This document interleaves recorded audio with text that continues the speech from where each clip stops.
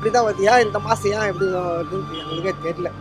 அங்கே போய் கேட்டால் எங்களுக்கு தெரியாதுப்பா, யூனிட் வரது நாங்கள் போகிறோம். இப்போ வந்து 500 யூனிட் ஓடிக்கு சார், 200 யூனிட் வந்து ஃப்ரீனாங்க. அப்போ 300 யூனிட்டுக்கு எவ்வளோ? நீங்கள் ஒன்றும் பண்ண முடியல. இப்போ கரண்ட் பில் ஏறி போச்சு, சொத்து வரி ஏறி போச்சு. சொத்து வச்சுக்கிறவங்க வீடு வாடகைக்கு விடுறாங்க, வாடகை ஏறுது. இதெல்லாம் ஒன்றும் பண்ண முடியாது. ஆட்சி மாற்றம் சொன்னாங்க, மாறி போனாலும் மக்கள் ஒன்றும் கஷ்டப்பட்டுட்டு தான் இருக்கிறோம். வெறும் ஆட்சி